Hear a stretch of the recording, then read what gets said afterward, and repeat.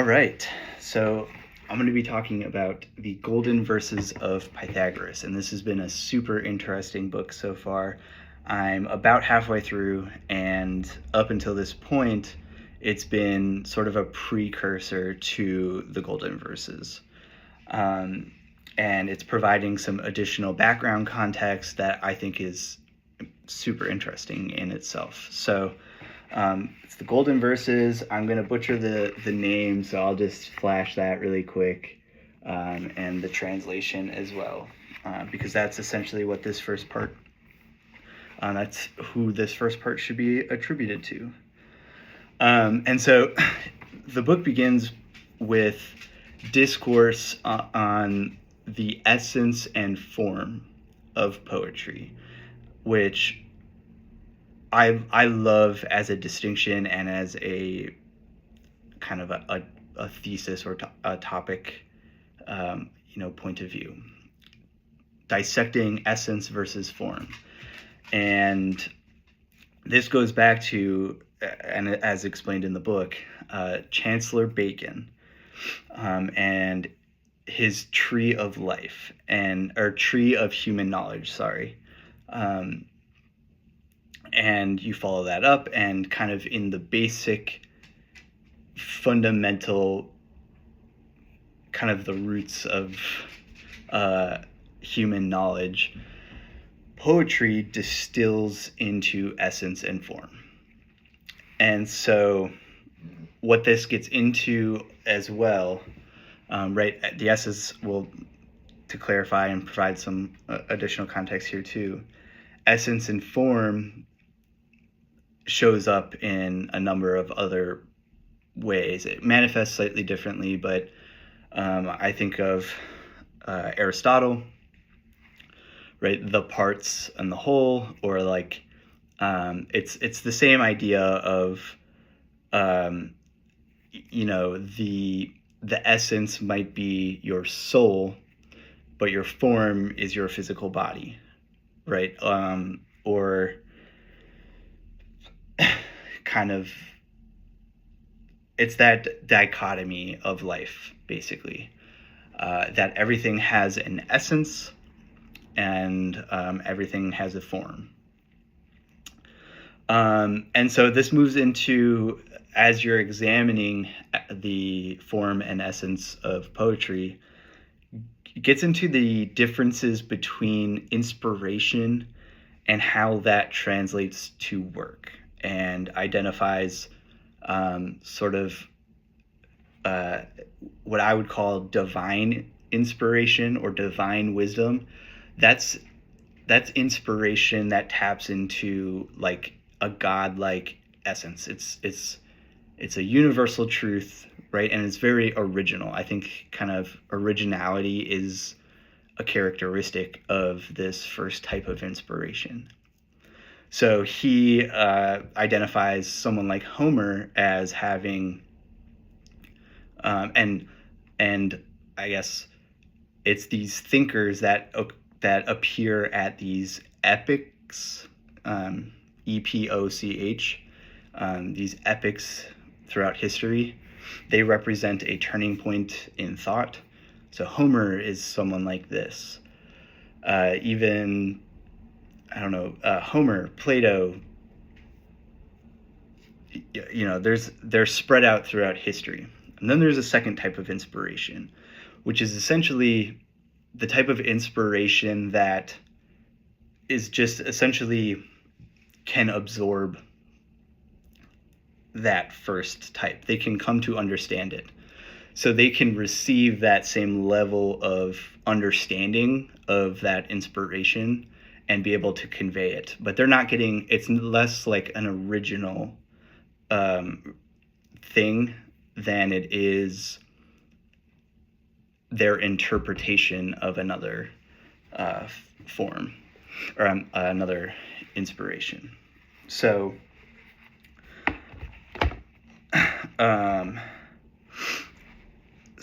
for it is well to remember that the allegorical history of these remote times, ancient history, written in a different spirit from the positive history which has succeeded it, resembled it in no way, and that it is in having confused them that so many grave errors have arisen.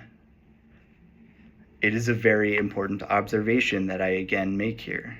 This history, confided to the memory of men or preserved among the sacerdotal archives of the temples in detached fragments of poetry, considered things only from the moral side, was never occupied with individuals but saw only the masses, that is to say, peoples, corporations, sects, doctrines, even arts and scientists, as so many particular beings that it designated by a generic name.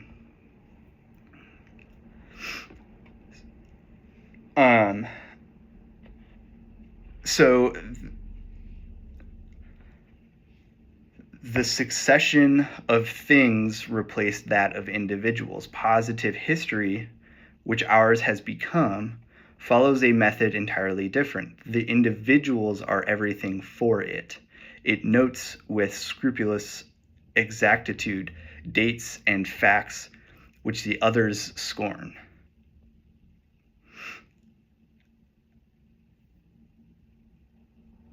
So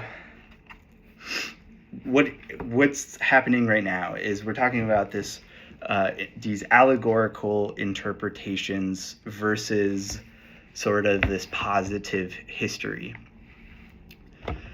And so this is a distinction that I make in something like religion, and it's something that is mentioned throughout this, which is like these allegorical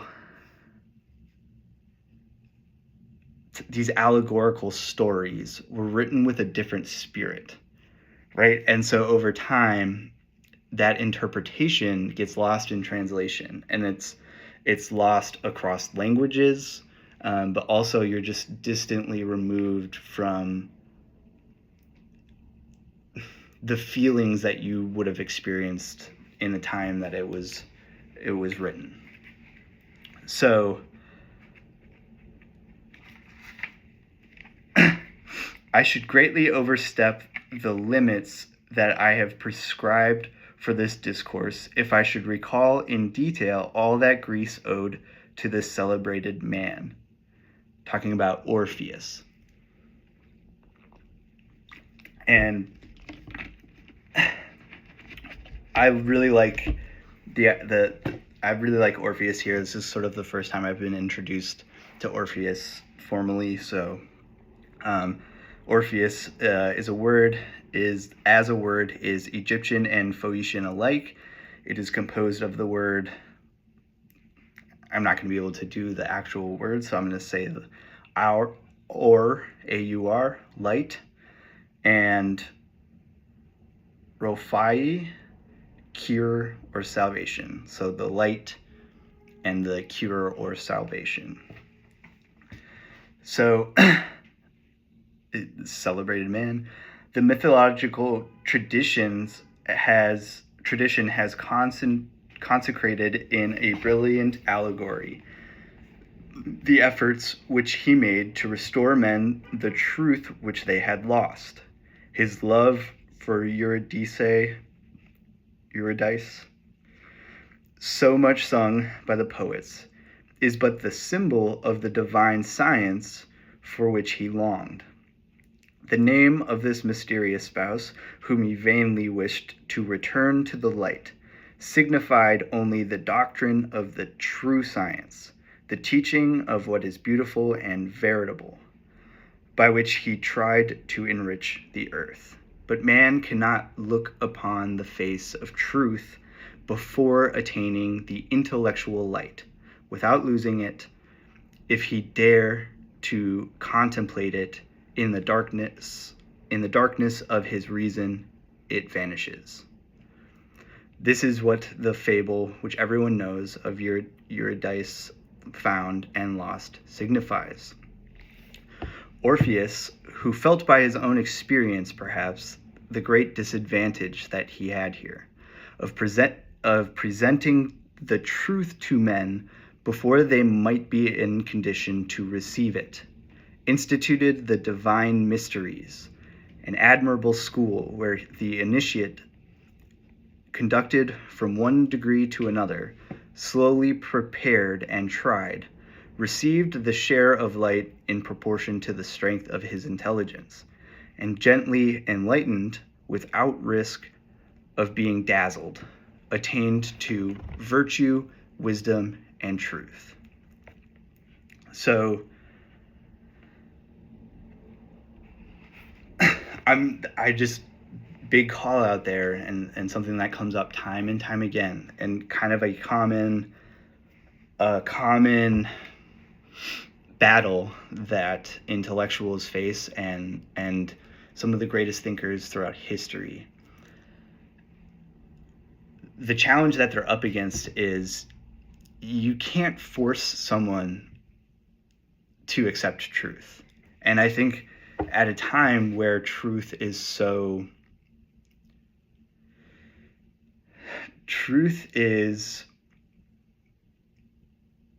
in a battle right now, to preserving truth, and the ability to see and understand it. That is the battle that our generation is facing right now. And it's not until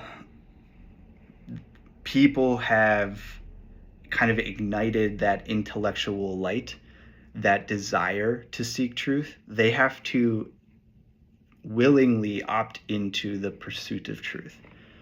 And so I think one of the takeaways here is a great way to overcome this is by it's like a breadcrumb trail a little bit. And that's something that I really resonate with. It's something that I feel like that's a little bit what I'm doing. Like,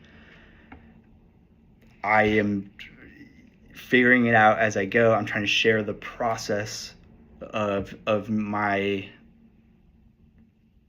pursuit of truth and wisdom, right? To hopefully ignite that light in other people. And you can't, it's amazing, really. It's a choice. Once you begin, and it's a choice that has to do with belief.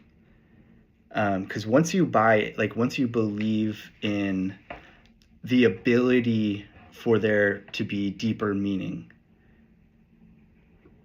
right? Like, simply believing that the greatest thinkers of all time, right? They're not just writing down words on a page. They're trying to share a deep divine wisdom, and they need to do it in a way that can stand the test of time. So they need to do it through symbols and allegories and all of these different things. So a lot of, I guess maybe the single most important thing is learn to read between the lines. And, you can't teach someone, right? Your words are going to fall on deaf ears if they're not ready to hear the truth.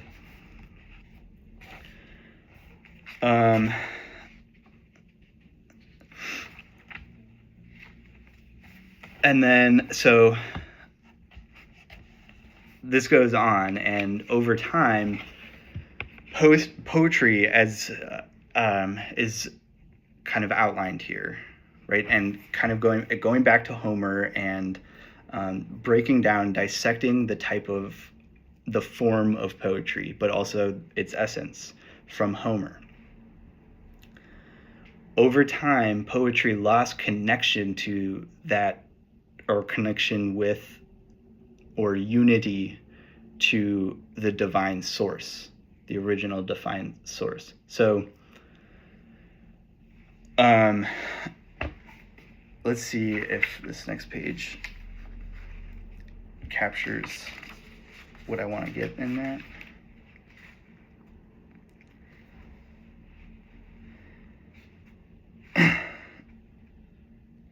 Homer was the first who caused the voice of impulse, that is to say, epopeia, to be understood. The word epopeia is taken from Greek, which designates alike a poet and an epic poem. It is derived from the Phoenician word apho, an impassioned transport, a vortex, an impulse, an enthusiasm, and phoi, a mouth, a discourse. One can observe that the Latin word verses, which is applied also to a thing which turns, which is borne along, and to a poetic verse, translates exactly the Greek word eros, whose root expressed a vortex. The Hebrew, I can't pronounce these words, signifies properly a wheel. So that kind of poetry which results from intellectual inspiration united to the enthusiasm of the passions. In order to attain to the perfection of this kind of poetry, it is necessary to unite to the imaginative faculty which feeds the genius, the reason which regulates the impulse, and the enthusiasm which inflames the mind and supplies the talent. Homer united them in the most eminent degree. Thus he possessed the first inspiration and the complete science, as much in its essence and in its form, for the poetic form is always dependent upon talent. So as I mentioned before, they were describing the first form of inspiration, the first type of inspiration, and it embodies both kind of this divine, it serves as almost a portal to this universal understanding, this divine like wisdom, and its perfection is in both the essence and the form. So the soul of the subject matter, but also how it's presented. And so how Homer wrote his inspiration is the form, but the inspiration, the essence, the genius of it is like this divine wisdom.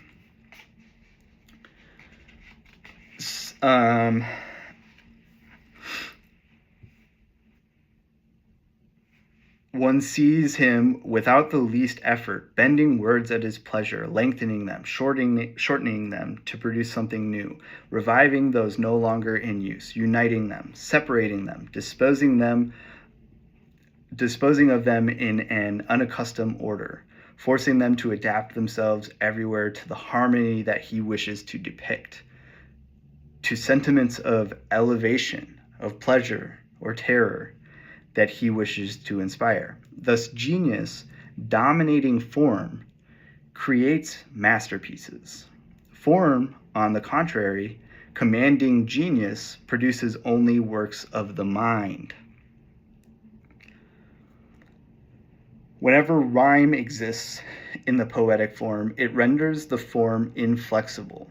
It brings upon it only the effort of talent and renders that of intellectual inspiration useless. Never will the people who rhyme their verses attain to the height of poetic perfection. Never will real apopeia flourish in their breasts. So I call this out too, right? Like, and a distinction here is important.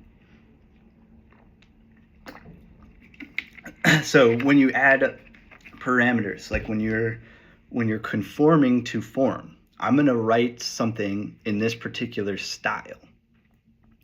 You're choosing to select the form and then go into your work. So you're not receiving the inspiration first. You're dictating your mental faculties. You're directing your mental faculties to completing something within this designated form. So the idea is that this true first type of inspiration,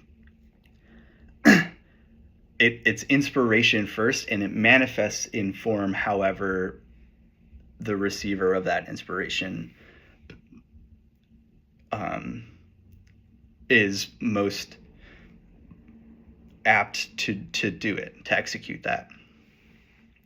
And so, to clarify here, there's still genius in that, what I had just described, in picking a form and operating within those limits. There's still genius in that, and you can still receive inspiration through that way, but it's that secondary, kind of second-hand inspiration, and it's a completely mental process. And we get into I've taken my text from the works of Plato. It is again from this man, justly called divine, even by his rivals, from the founder of the academy, that I have borrowed the germ of my idea. This philosopher compares the effect which the real poets have upon those who hear them with the magnetic stone, which not only attracts rings of iron, but communicates to them also the virtue of attracting other rings.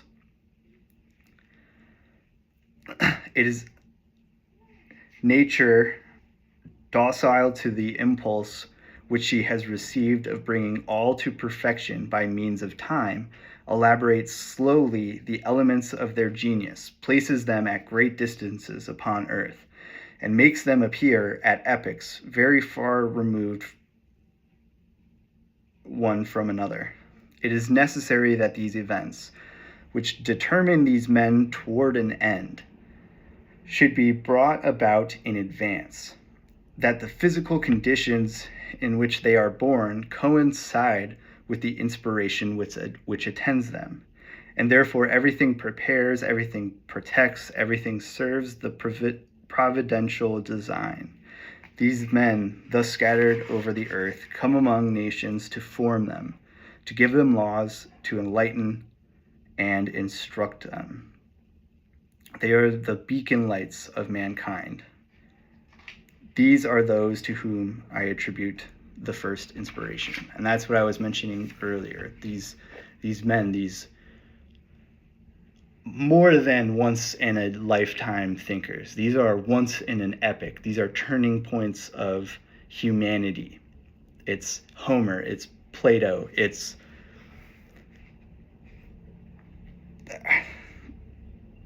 the greatest thinkers. It's Orpheus, Thoth, Moses, Muhammad, like more than once in a generation thinkers.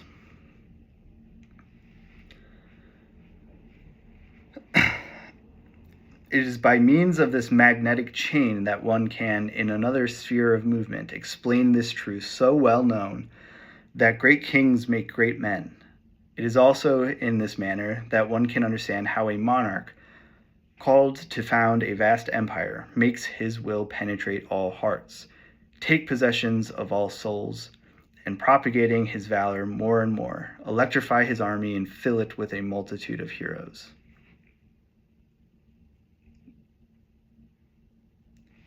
That's not what I meant to read. So, what I meant to read was this part.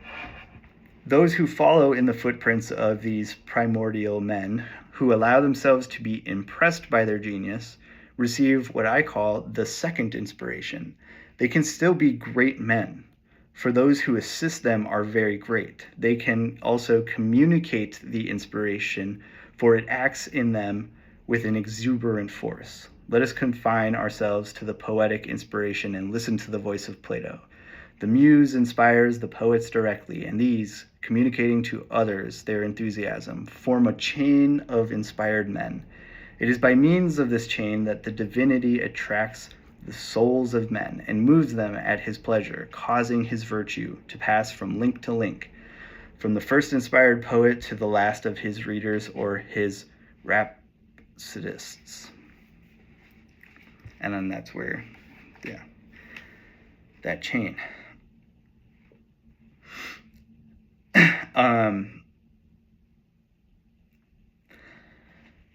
And so we think about like prophets, these once in an epic people. Their thinking is so inspired. It's that first type of inspiration. And those who can understand and be moved by that inspiration follow in their footsteps. They become, for lack of a better term, their disciples.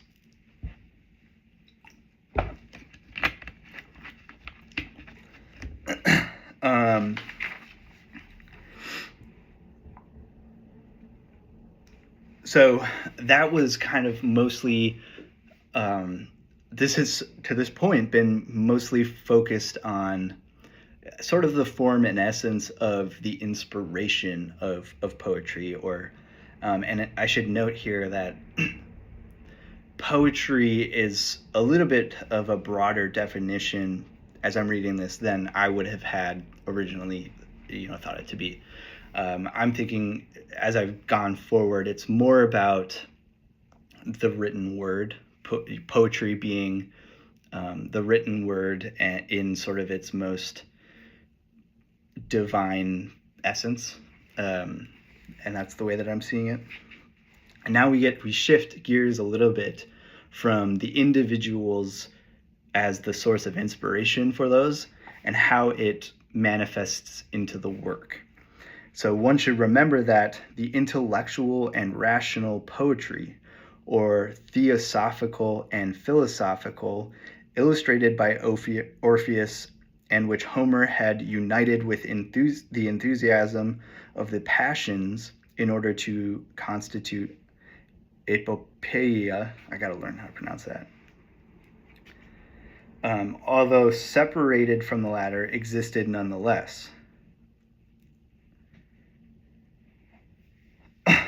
There existed, therefore, at this epoch, two kinds of poetry, equally beautiful when they had attained their respective perfection. Eumolpic poetry and epic poetry. The first, intellectual and rational. The other, intellectual and passionate.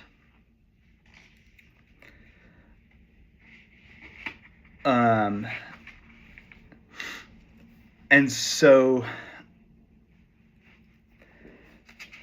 we're getting into, and those are kind of the original forms, intellectual and rational versus intellectual and passionate. However, the divine mysteries hidden from the profane manifested to the initiates in the ceremonies and symbolic fables had not as yet issued from the sanctuaries. It had been nearly 1,000 years since they had been instituted by Orpheus, when suddenly one saw for the first time certain of these fables and these ceremonies ridiculously travestied, transpiring among the people and serving them for amusement. These allegories, which it was the fetes of Dionysus, celebrated in the times of vintage, gave place to this sort of profanation.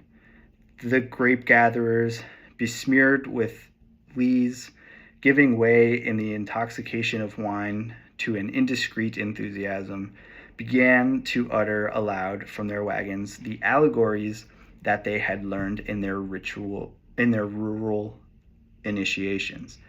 These allegories, which neither the actors nor the spectators had comprehended in reality, appeared nevertheless piquant to both through the malicious interpretations which they gave them. And I want to see if they get it.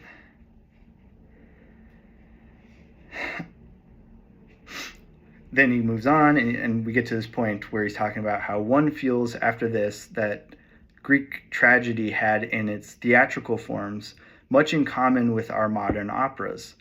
But what eminently distinguishes it is that, having come forth complete from the depths of the sanctuaries, it possessed a moral sense which the initiates understood. This is what put it above anything that we might have been able to conceive today, what gave it an inestimable,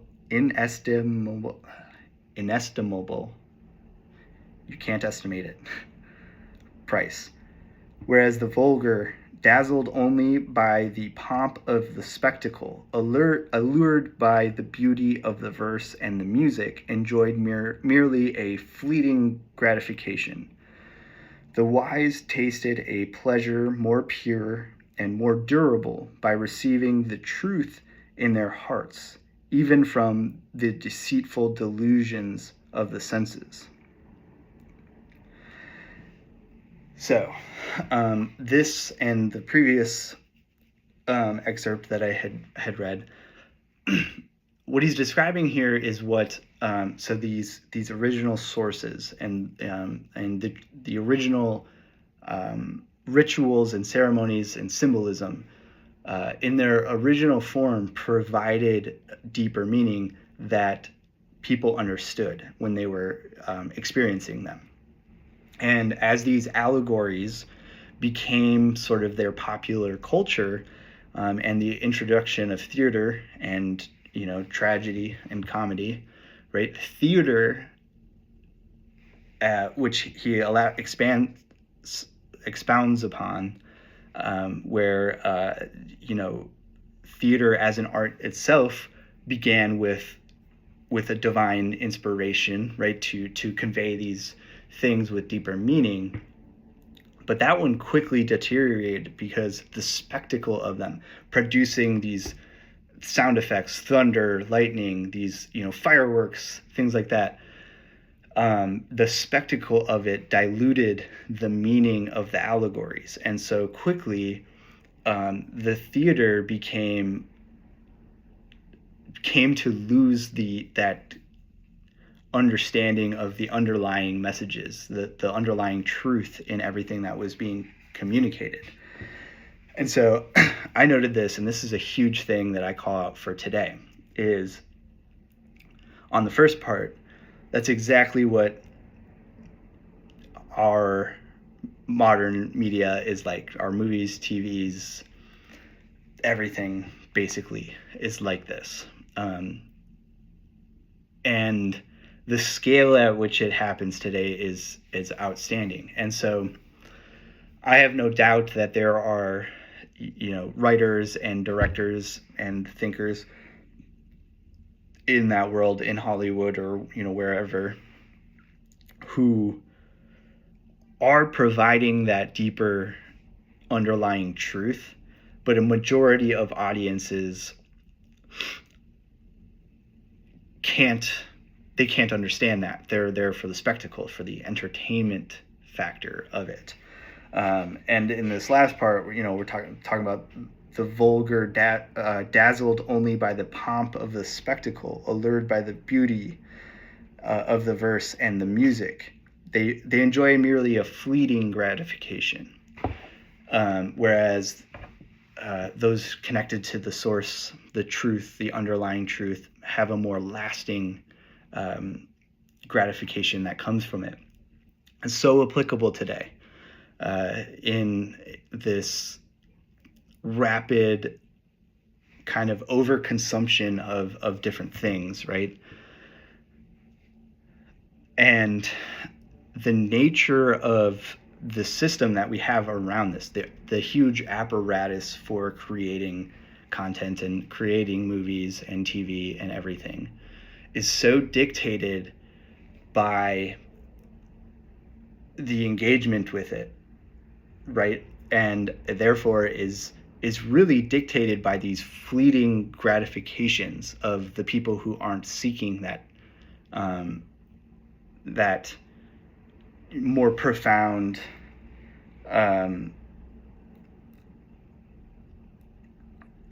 durable truth that can be felt kind of in the heart.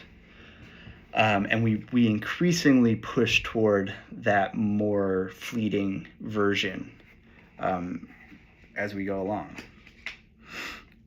This pleasure was as much greater as the inspiration of the poet had been more perfect, and as he had succeeded better in making the allegorical spirit felt without betraying the veil which covered it.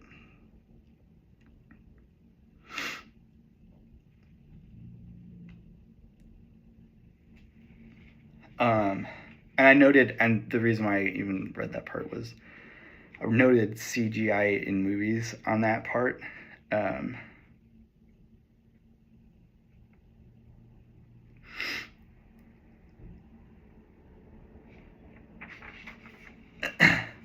Which is like, so CGI, and I have an ongoing battle with CGI, it's an internal battle, but it,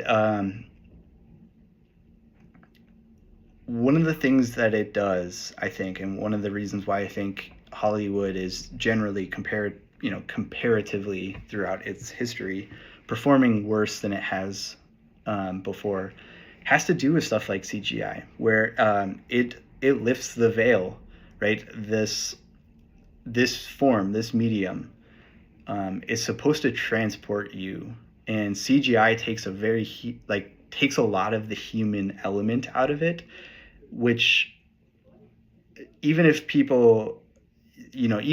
the sort of fleeting gratification audience can't explicitly point to that as an issue, they are inherently recognizing that something about the content that they're consuming feels cheapened and worse than it was before.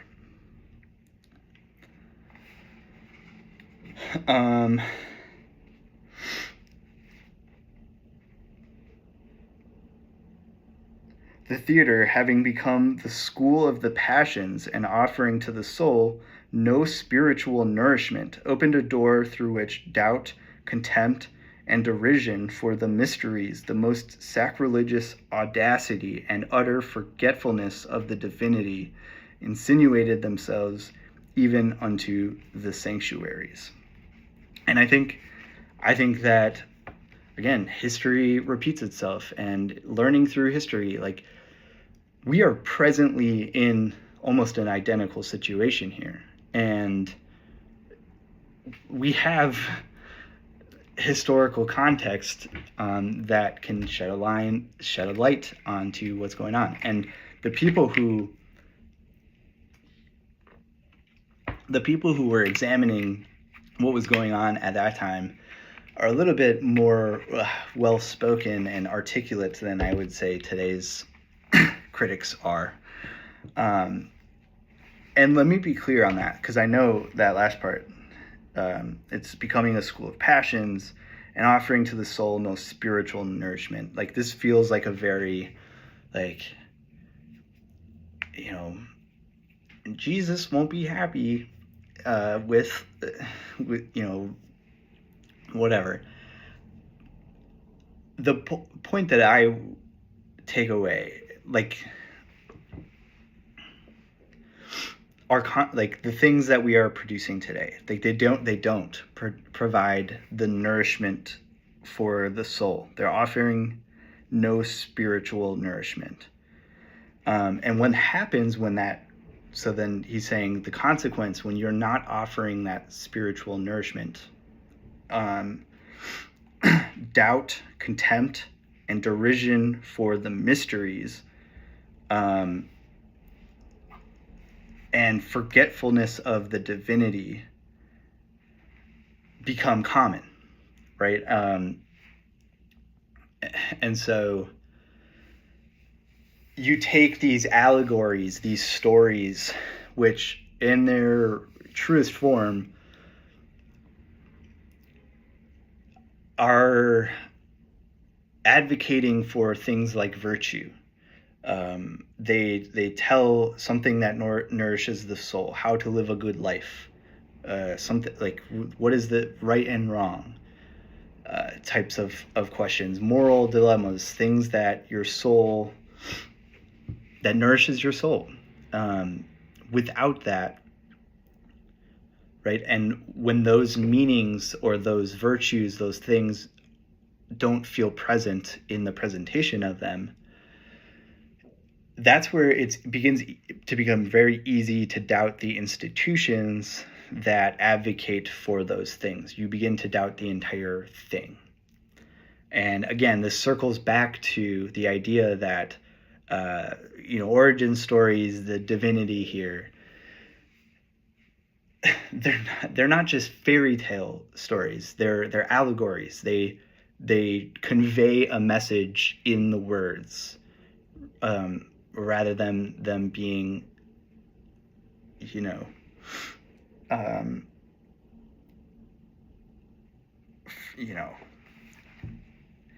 right? I don't know. It's hard to express what that excerpt truly means.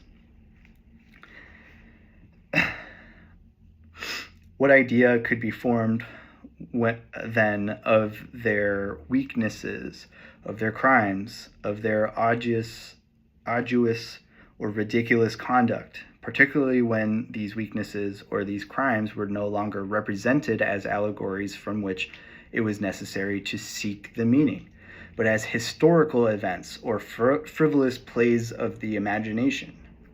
The people, according to the degree of their intelligence, became either impious or superstitious. The savants professed to doubt all, and the influential men, by feigning to believe all, regarded all parties with an equal indifference. This is exactly what happened.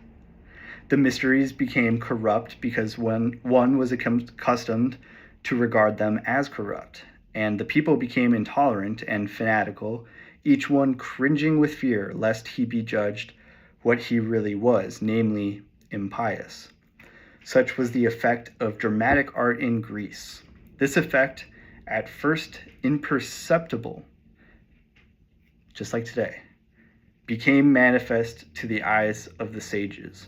When the people became the dictators of the theater, just like today, and ignored the judges named to pronounce upon the works of the poets, when the poets, jealous of obtaining the approval of the multitude, just like today, consulted its taste rather than truth, its versatile passions rather than reason, and sacrificed to its caprices the law of honesty and excellence, just like today.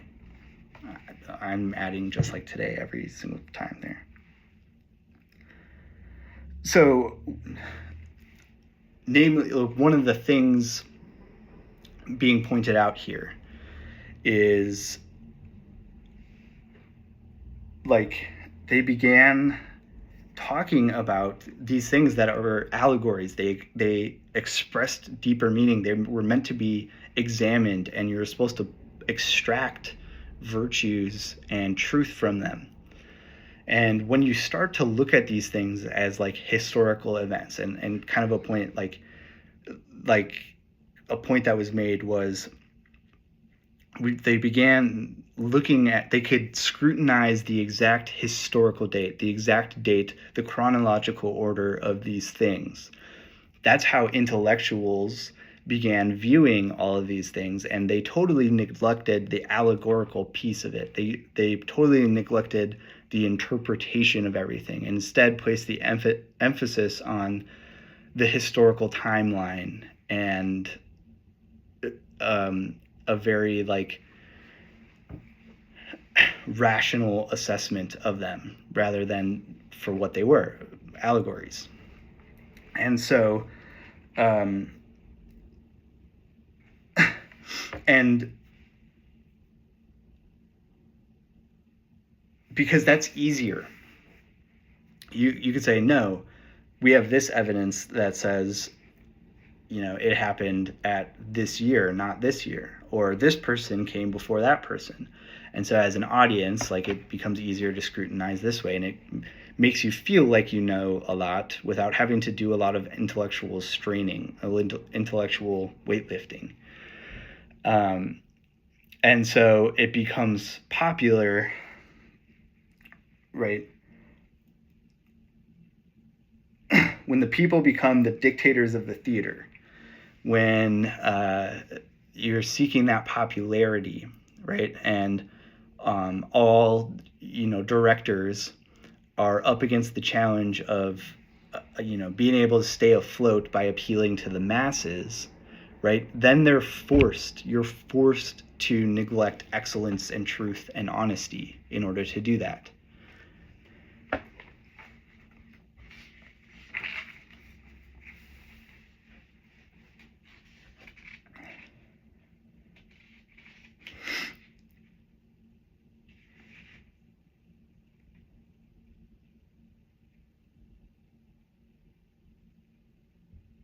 Okay. It is true that sometime after, Meander tried to reform this terrible abuse and gave to comedy a form less revolting, but he was only able to do so by detaching it completely from its origin, that is to say, by severing it from all that it had preserved, intellectually and allegorically, and reducing it to the representation of certain tableaux and certain events of the social life. Think, like, that is huge today. That is so evident. Think about all of the reality TV shows. Like, those are just the tableau representations of certain social life experiences. Sacred and profane things were mingled by forging without any kind of moral aim, subjects wholly false and fantastic.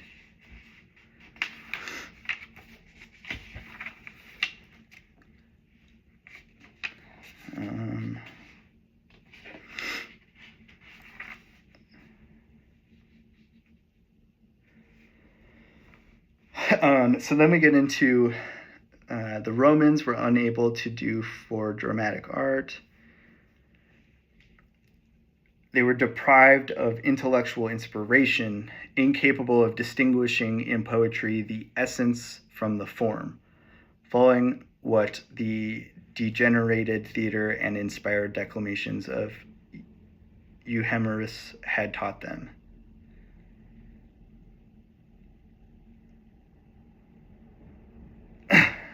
Okay. Imagined foolishly that the gods and heroes of antiquity, having been only men stronger and more powerful than others, mythology was only a crude collection of historic facts disfigured, and epopeia only an emphatic discourse upon the same facts. Thereupon they believed that it was only a question of taking any historic subject, whatever, and relating it in verse with certain embellishments to create an epic poem. It has considered them merely the inventors of a kind of bastard poetry, which might be called historic poetry. This poetry entirely separated from eumopoeia, whose moral essence it is unable to realize, preserves only the material and physical forms of true apopeia. It is a body without soul, which is moved by a mechanical mainspring applied by a skillful workman. Again, super applicable to today. And you could apply this to so many things, but the idea here being, like, and he's criticizing the Romans here for what they did to the words, is they divorced everything from the true kind of divine inspiration, right? And so they had the form down. So what remains is the form. It's the material and physical forms of that true inspiration. And so certainly you can again apply that to movies, film, TV today. That it's a body without a soul. They lack soul. It's moved by this mechanical process. It's that apparatus that's kind of a machine-like spit out, a calculated, distilled thing that can pass as acceptable to the masses.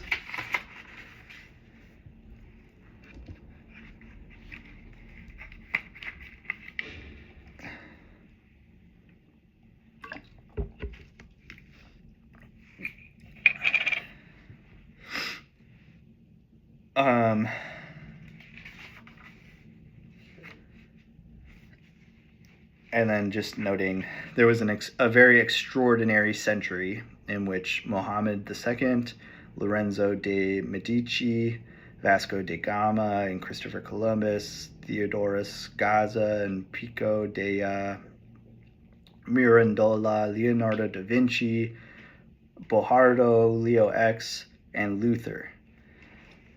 Really, Da Vinci is the only one I really know. And Luther is someone I've heard of, and Muhammad as well. But Da Vinci, so there's this epic, kind of around the time of discovery, of the Americas and all of that stuff, where there was an extraordinary century of really high caliber thinkers during that time. It is necessary at first that I repeat a truth which I have already said, that intellectual nature is always one and the same, whereas physical nature varies, changes unceasingly with the time and place, and is modified in 1,000 ways according to circumstances. And so coming from this is a very, this is where I introduce, or had a string of thoughts about this, that intellectual nature is always the same, but physical nature varies, is always changing. Think about our universe. Our physical universe is always changing. There's, birth, growth, death. And there's this constant cycle, and that affects, different things. And Earth has taken many physical forms throughout its history.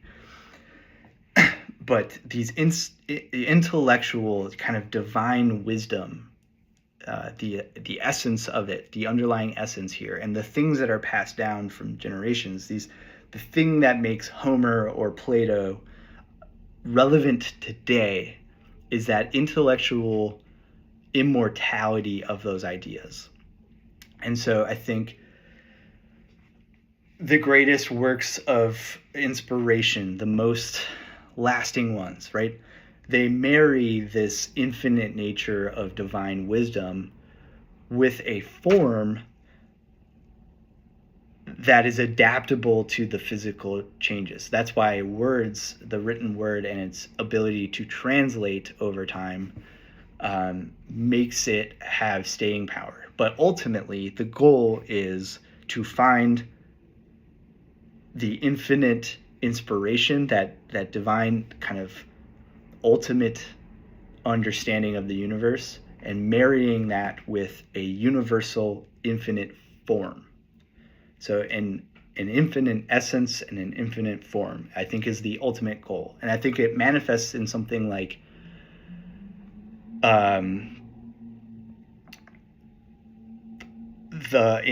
in science, the theory of everything. Right, that's kind of the goal there, is to find the source, right, the singularity, and to represent it in a way that is infinite.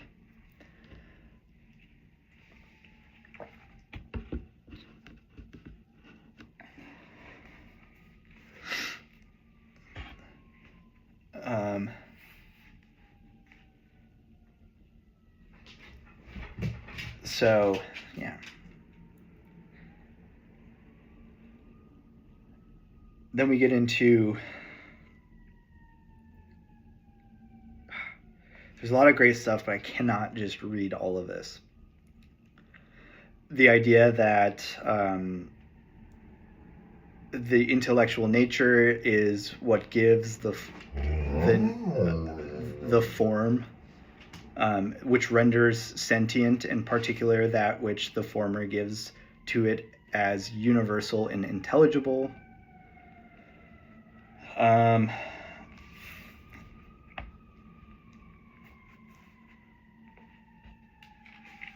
Yeah. 66 and 67. And I guess I will just leave it at that for now. And kind of merging that, so I just talked about the kind of the infinite idea and the infinite form. A science, as is used in this book, but I think of like kind of a regimented study, a kind of intentional study, creates an aspirational goal for people to strive toward over generations. So the quality of this divine wisdom, or maybe, yeah, right? The quality of that is in its length, its durability over time. So one example that I make here has to do with physics, because we were just at a moment where people were worried that physics had reached a dead end. And so, you think about what Einstein, what Hawking, their pursuits were doing, what they were striving to, this sort of generational goal, the theory of everything, getting closer, it seemed like, to the understanding of where everything comes from and how everything operates. It seemed like we were hitting this dead end. There were walls had been put up where the limitations of physics were being tested, and it seemed like we had almost closed the box. And once you close the box, you've established the parameters of this discipline, this science, and it can't really move forward from there. And once you've closed the box, it cannot be the ultimate pursuit, that infinite idea, that theory of everything, right? Seemed like we were getting to that. We were closing the lid on physics, and then quantum physics blew the top off and totally revolutionized the box here and created a new ceiling for it. And so its potential was revived, making it great. But that can be expressed in any category of thought that has dominated kind of our interpretation of the world, whether that's math or science or philosophy, even can be looked at as a sort of science. And one thing that I have been tinkering around with is the idea that these different disciplines don't really exist in a silo, and that instead what we should really be doing, if we're genuine and sincere about pursuing the truth and getting to the bottom of it all, is merging them all together. And it's something that I've tried to articulate, not very well yet. I don't have it totally down. But it becomes there's this really interesting intersection of science, spirituality, and /religion, and philosophy, that I think provides a window into what I'm talking about. But essentially just that I think, the scientific process is so great, and math is so great at symbolically representing nature in a way that helps us kind of compute it, right?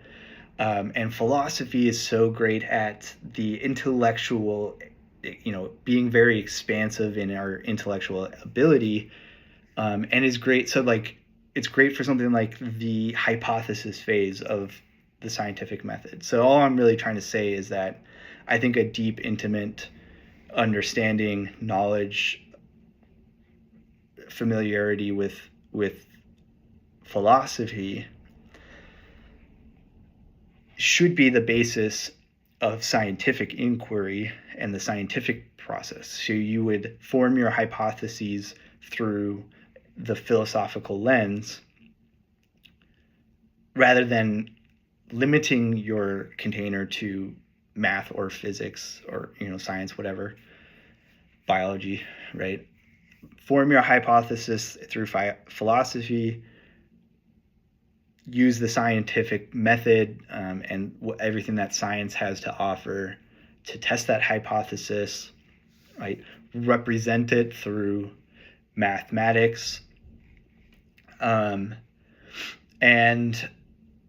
all the while keeping an eye on or maintaining that feeling of spirituality or religious understanding, that faith component, letting that sort of dictate sort of direction in a sense. So I'm going to leave it at that. This is very interesting. From here, we get into first an examination of different excerpts of poems to highlight the different types of inspiration and how it manifests. So starting with Homer, then getting into Virgil, and then looking at Plato and so on. And then eventually we will get into the golden verses of Pythagoras.